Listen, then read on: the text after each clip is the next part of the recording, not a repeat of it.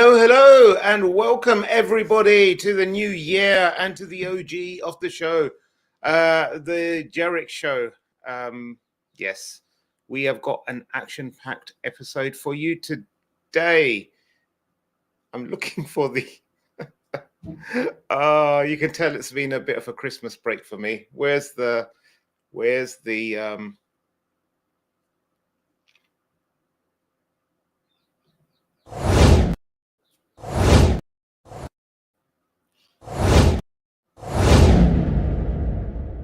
Welcome to The Jarek Show, featuring your hosts Javad Malik and Eric Krohn. Timely topics, poorly presented. I think what happened there was the equivalent of where you're trying to unlock the car doors and someone pulls on the handle at the same time and it just causes it to keep unlocking because you've got a numbskull on the other end who doesn't have any patience. Speaking of numbskulls, let us introduce Eric to the show. How you doing? Oh my goodness, man, that was really bad. I mean, you've had some really bad intros before. I really kind of think that takes the cake, man. Okay. Poorly done. Well, poorly done, my friend. Welcome back. I know. It's an art doing things so badly. It's an art being so disorganized. It's an art never showing up on time. You know. Yeah, I love that. I love what you did today. Like usually, folks, Javad shows up about 2 minutes before we go live, and I'm all stressed out because that's just one of my things. I hate being late. Today he shows up early, and then he decides to like move all of the equipment in his room with a minute left. He was all proud of himself for showing up early, and then you should have heard the words he was using right before we went live.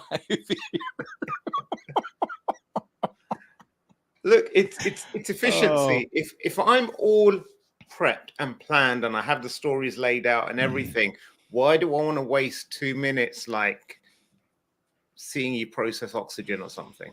It's just nothing to it. Oh, geez. All right. What do you say we get to the stories then, man? Okay, wow. We kick off with a big one. Our good friend Troy Hunt from Down Under, who runs Have I Been Pawned, adds 71 million emails from a NAS.API stolen account list. It's a collection of 1 billion credentials compromised, but around a third of them are new emails that weren't in the database previously, which Troy himself said was a significant number. So, a lot of credential stuffing and that kind of stuff. There's a lot of malware out there that is just there to steal your passwords and everything because, hey, if you don't use a password manager, which most people don't, if you don't have multi-factor authentication available or taken advantage of, which most sites don't or most people don't take advantage of, then your password, your cat's name, which you use for your password for everything, is going to be compromised and people can get into all sorts of accounts. Have I missed anything, Eric? No, I mean, what got me on this one was just the sheer number that we're talking about here in a single breach. Like 71 million. That's huge, man. That's huge. And a lot of people, we talk to a lot of people in different areas. I talk to people in smaller organizations like doctors often. They're like, oh, we're too small. Nobody's ever going to know, they're never going to target us. Man, they got lists like this that it doesn't matter. It's got email addresses from everywhere. And lo and behold, they just throw these in automated tools. And next thing you know, the attacks are flying out there. It's stunning how many of these accounts are there. And, to your point, we as people reuse things and they're smart and they know that.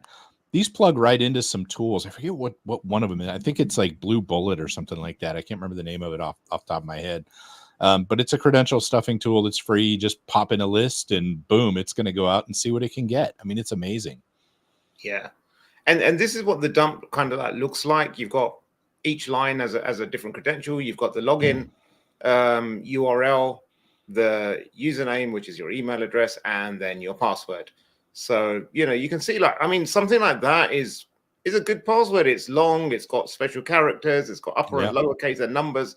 So this person has got everything that you need to do to conventionally, in a way, like have a strong password. They're probably even using a password manager to generate that. But you see, without MFA, that is not enough.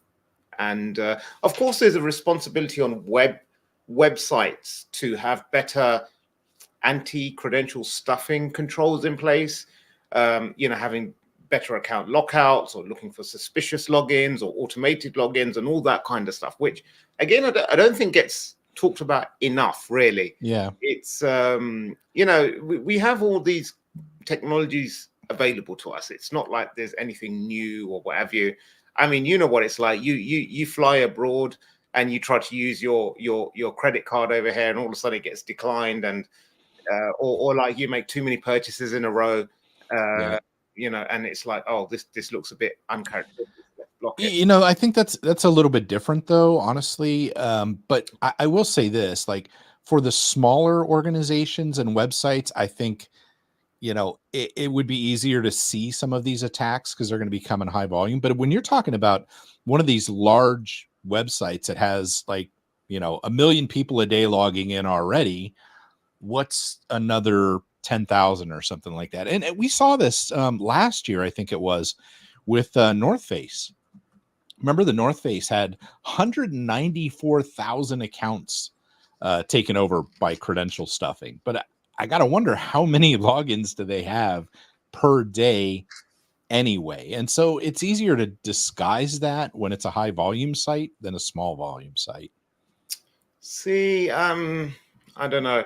See, there's the anti-fraud controls, or the or the suspicious things. Like, it's not just you're looking at, like, account lockouts, like 5 incorrect attempts and you lock them out, but you can gather all sorts of information, and like last IP or device type. Is it a new device they're logging on from? All that kind of stuff. So it's both ways. But you spoke about North Face, and I saw something really cool. There was a on TikTok, I saw this girl. She posted a video where she's hiking somewhere in the mountains. Was she pointing up and over? And was it one of those TikToks? Or? No, it was raining, and she's wearing a North Face jacket. And she said, like, I don't know what's happened to North Face quality, but I'm wearing this and I'm absolutely drenched. And she goes, like, North Face, if you're watching this, I'm on this mountain getting drenched, sort it out for me. And then North Face posted a video where one of their guys gets a jacket, gets in a helicopter, flies there and drops her off a dry one. Yeah. So I thought that was pretty cool. Yeah. I mean, that's taking advantage of bad press for good press. Yeah. Yes. So, do you have a smart home, Eric? I do. I have all kinds of smart crap in my home. Do you have a smart thermostat? I do. Is it a Bosch? It's not. I do have Bosch motion detectors, but not the thermostat. Well, the Bosch thermostat is vulnerable to malware attacks. If you've got the BCC 100 thermostat, Bitdefender Labs have said that they've got a vulnerability. This is a CVE 2023-49722, and remotely replace device firmware and distribute malware. Yeah. So this is like we see one of these sorts of things come up every few months in a smart device. I mean, in your opinion, how serious are these things? Is this something people really need to worry about, or is there, like, you put the pin in the reset button and it all goes back to factory setting and it's not a big issue? What do you think? Well, I think it depends. I mean, they can be used to pivot and stuff like that. In a typical home, I don't know that it's a huge deal. However, we do have to think about this because, like, I have an Ecobee thermostat, right? There's a little OSINT for you. I have an Ecobee thermostat, and it has a presence sensor, so it can tell if somebody's in the home. I actually have a remote sensor that's over here on a dresser for upstairs that'll tell if I'm present upstairs, that will tell the temperature and all that kind of stuff upstairs. But there is information to be gleaned from this. It's just a matter of, for the typical person in their home, I would think it'd be more used for things like DDoS, for doing stuff like that. Now, the fact is, too, how many of these are actually exposed directly to the internet as opposed to through an API? Where it's talking back. So there may not be a straight internet connection there. So then you run into issues, like any patching that you would fall behind on, where once somebody's in, they could use it to pivot, they could do that. My biggest issue with smart devices like this is the average consumer in person isn't going to patch it. So they need to have something going on. I mean, I have the Ecobee app, and I think it'll tell me if patches are available, but I never use that. It's actually tied into my other home assistant, home automation stuff. I never use the actual app, so I wouldn't see it there. And that's where I have a little bit more of a concern with stuff like this, because this stuff's going to be out there for years, and who knows how we're going to be able to use it in the future. Yeah, that's it. And that's the thing. Like, if you hear like Bosch has issued patches, urge users to not only apply the firmware updates and modify their default admin passwords, but also curb unneeded internet connectivity and restrict unauthorized devices through a firewall. And I say, if you take this bit of advice, which as technicians, you say it's good advice, it's sound advice, yeah.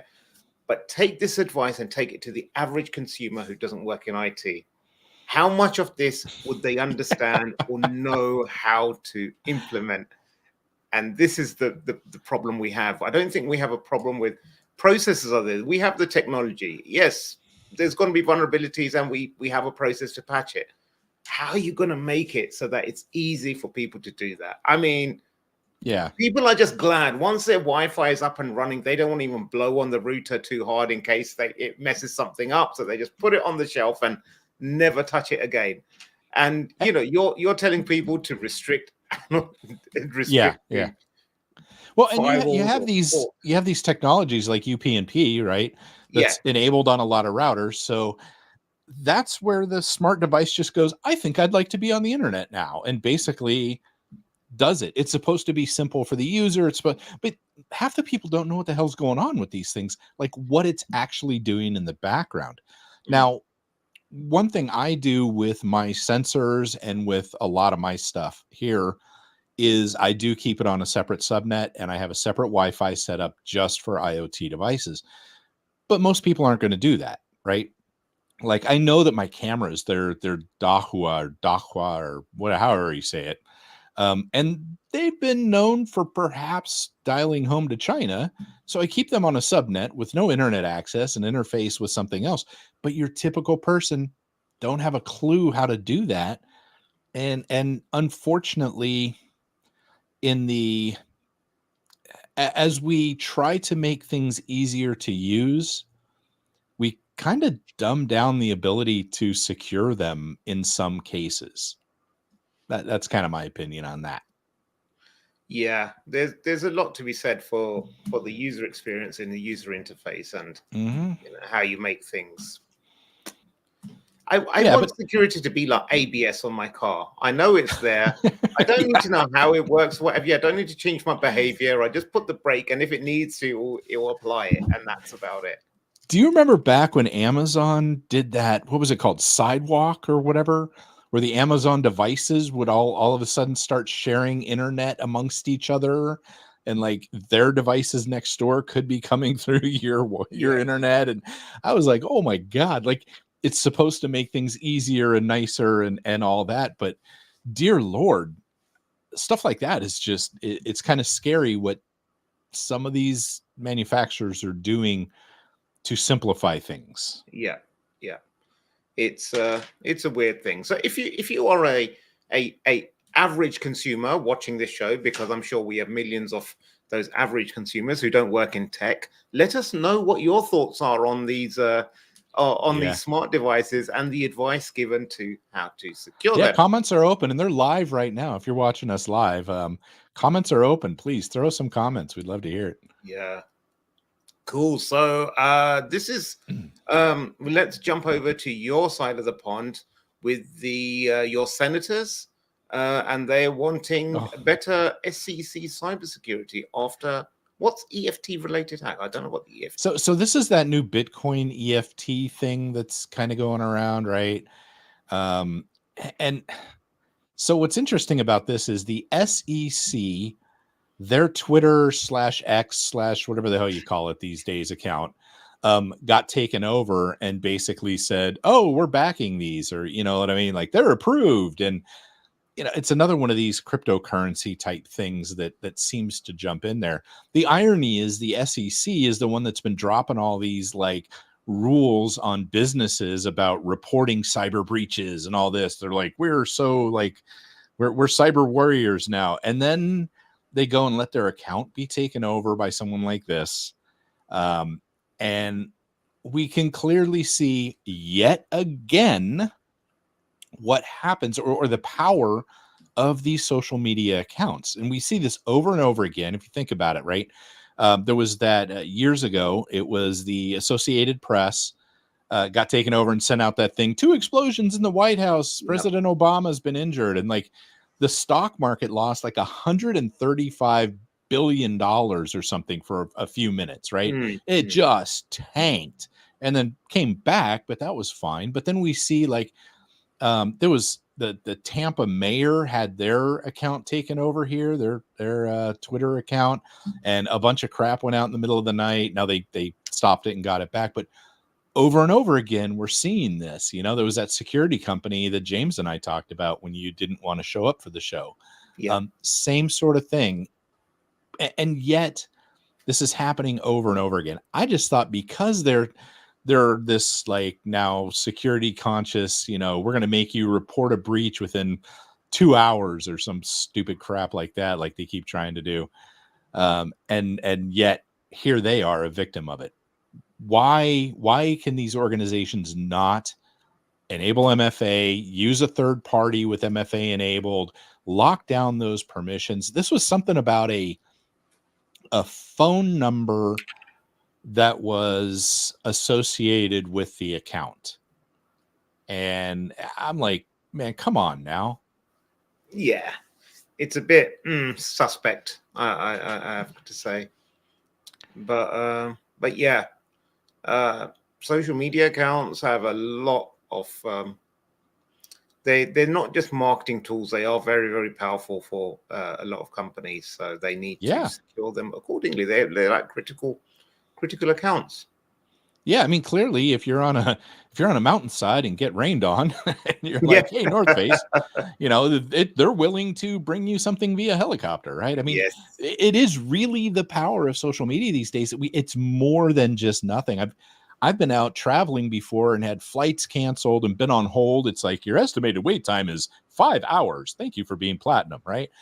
But I tweeted out like, "Holy crap, I'm stuck here in Nashville," and next thing I know, they're like booking me new flights and stuff. Yes, when politician makes ID. Yes, sounds like a new comedy thriller from 100% on that. It's amazing when politicians get involved in this stuff. The bad ideas that they try to promote, just not good, is it? Right. Anyway, now we jump back onto my side of the pond for the final story. The National Crime Agency director sacked after WhatsApp and email security breaches, after sending sensitive NCA information over personal email and WhatsApp. They even declassified some things so they could send it over some. I mean, really? Come on, man. What? I'm always in awe when I see stuff like this, like so blatant in somebody that should be in a position of understanding security. I mean, really, this is one of your big like cybersecurity groups, right? It's the National Crime Agency. Yes, they crack down on crime.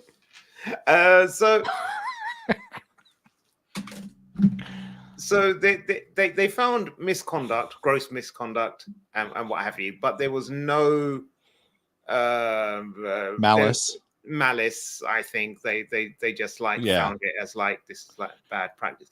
But this has been happening quite a lot in the UK in like politicians. They've been doing like what they called, I can't remember the term, Parliament through by WhatsApp or something like that. There was like this term thrown about. But they've been using the sort of like WhatsApp or whatever you to make decisions or share sensitive information. And the problem is that then when they've been asked to like, you know, produce the chats in court, they're like, oh, it's been deleted. I've changed my phone number in between. This happened, that happened. Yep. You know, and it's just very, very wishy-washy. And you know, the funny thing is that these are the same politicians that are calling for an end to end-to-end encryption and what, yeah, what have you. But you know, yeah, I suppose politics aside, I think these platforms make it really, really easy for people to transfer or communicate with people who they need to very quickly. So I think it's wrong, especially when you declassify stuff and what have you.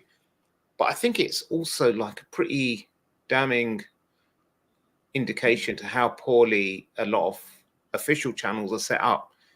Yeah. If I need to send you or a colleague something and I have to jump through 50 hoops, like I have to like classify it, I have to encrypt it, I have to attach it to a secure email, and then I know when I send it to you, you're not going to get the email, you're going to get a secure link that you have to click on that opens it on a secure, you know, whatever. Yeah, we've done that. Yeah. We're going to be like, you know what, let me just send it on WhatsApp. It's like, what's the worst that can happen? Let me take a picture on my phone and send it. Not that I've ever done it, but I think it's something to consider. I mean, like, I'm kind of playing devil's advocate, but you know, it's something to consider that, you know, why don't we look at why the current tools are unsuitable? And again, the technology is there. We can make something as simple as sending an IM, but have security built into it.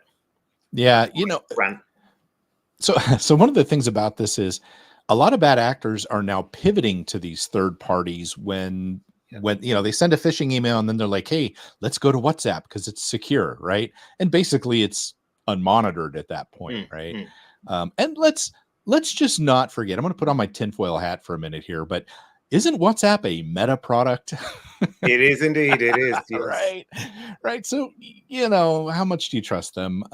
But yeah, ultimately, grand scheme of things, it's bad practice to be using these because and bad actors again are knowing they're pivoting to this. They're pivoting to Slack. They're like, hey, let's go meet up over Slack because they know odds are it's not going to be something that's monitored. And to your point, it's really easy to delete things. Stuff is gone.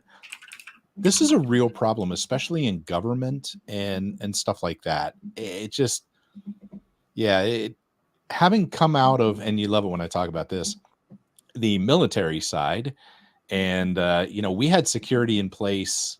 Gosh, what was that? It had to be 12 years ago now, where we could encrypt our emails, and it took nothing to do it. We had our common access cards. You would basically just hit a button and say this is encrypted, and it would digitally sign it, and it just worked. It was super easy to use. That was over a decade ago. Why aren't we there now with some of these other things, really? And on that pondering thought, we leave you, folks, to think about that until next week. Oh, wait, I didn't cut you off. No, you didn't. That was kind of nice. I'm impressed. New year, new way. Well, the good news is I can cut him off now, and we will go ahead and call it the end of the day. Thanks, everyone, for joining us. Don't forget to like and subscribe. We'll see you next week.